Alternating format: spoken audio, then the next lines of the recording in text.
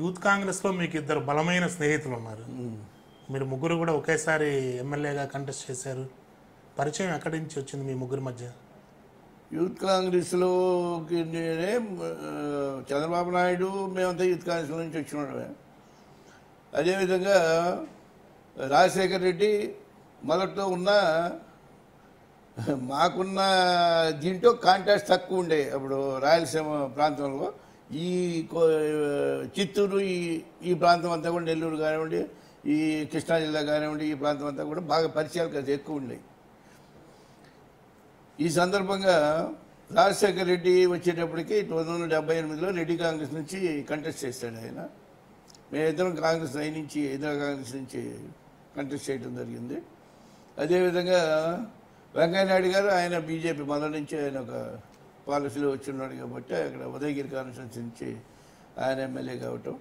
K E Krishnamurthy గారు కూడా కాంగ్రెస్ నుంచి ఆయనకి ఎలక్ట్ అయి ఉన్నాడు. అందరం కూడా లైక్ మైండెడ్గా ఉండేవాళ్ళు. వారికి కాస్త హార్ట్ఫుల్గానే స్నేహితులుగానే మెలిగాం.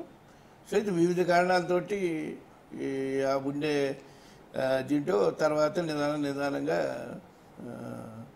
కాంటాక్ట్స్ పెరిగి మాకు కూడా టయాలు కుదరగా ఈ పార్టీల విషయంలో కానివ్వండి ఇతర కొన్ని సందర్భాల్లో కాస్త కళంగా ఉండడం జరిగింది. అంటే ఫ్రెండ్స్ అంటే ఎట్లా మామూలుగా పరిచయం మీద ముఖ పరిచయం స్నేహమైనా లేక చొరవ ఉండేదా ఇద్దరి మధ్య?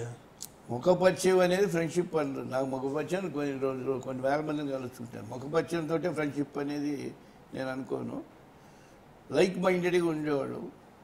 ఏదైనా ఇష్యూస్ వస్తే డిస్కస్ చేసుకుంటుండేవాళ్ళు.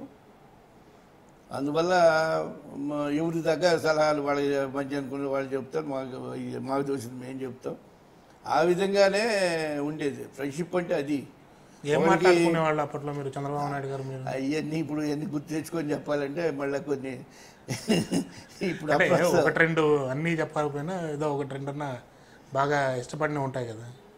ఇష్టపడే దాన్ని ఇప్పుడు అనవసరం. ఇప్పుడు దానికి రకరకాల ఇవి వస్తాయి. అది చాలా ఉన్నాయి ఉంటే చెప్పుకునేది.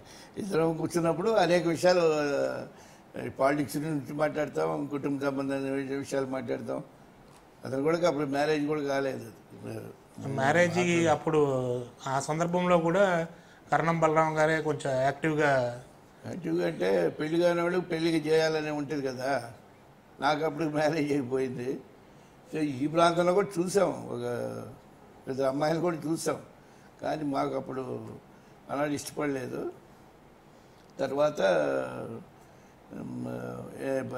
జయకృష్ణ ద్వారా ఎన్టీ రామారావు గారి సంబంధం రావటం జరిగింది. మనడు అసలు మొదట ఇచ్చింది యానిమల్ హస్బెండరీలో కూడా డైరీ పోర్షన్ వరకు.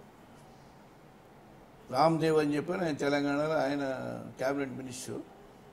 అది ఆ విధంగా మనం అంజయ్ గవర్నమెంట్లో దీన్ని ఎంటర్ కావడం జరిగింది. దానికి అప్పుడున్న పరిస్థితుల్లో అందరం కూడా ఒకరొకరు బాగా సహకరించుకునేవాడు. ఎలాంటి విభేదాలు కూడా మాకు తాగుబడి లేదు. ఒకరి మైండ్ ఒకరికి తెలుసు. సో రాజకీయాలు వచ్చేటప్పటికీ రాజకీయమైనటువంటి చర్యల్లో కొన్ని రకాలు కొన్ని విభేదించవచ్చు. నాకు నచ్చవచ్చు, ఆయన నచ్చకపోవచ్చు. అదేవిధంగా ఆ చర్యల్లో భాగంగా పార్టీ క్యాడర్ని ప్రొటెక్ట్ చేసేదాంట్లో నా వ్యూస్ ఒక రకంగా ఉండొచ్చు, ఆయన వ్యూస్ ఒక రకంగా ఉండొచ్చు. అంతిమంగా ఏంటంటే కలిసిమెలిసి ఎలాంటి అపార్థాలకు తావు లేకుండా నడిపాం. డిస్కస్ చేసుకునేవాళ్ళు. నేను కరణం బలరాం కృష్ణమూర్తిని. ఐ డ్రీమ్స్ వీళ్ళు తీసుకున్నటువంటి ప్రోగ్రామ్స్లో కూడా నన్ను ఇన్వాల్వ్ చేసినందుకు, అదేవిధంగా ప్రజలతోటి సన్నిహిత సంబంధాలు నెలకొల్పేదానికి ఇక్కడ జరుగుతున్నటువంటి పొలిటికల్ ఇష్యూస్ కానివ్వండి, డెవలప్మెంట్ ఇష్యూలో కానివ్వండి, రాష్ట్రానికి సంబంధించిన ఇష్యూస్లో షేర్ చేసుకున్నందుకు ప్రత్యేకంగా ఐ డ్రీమ్ మీడియాకి దాంట్లో ఉన్నటువంటి సిబ్బంది అందరికీ కూడా నా ధన్యవాదాలు తెలియజేస్తా ఉన్నాను.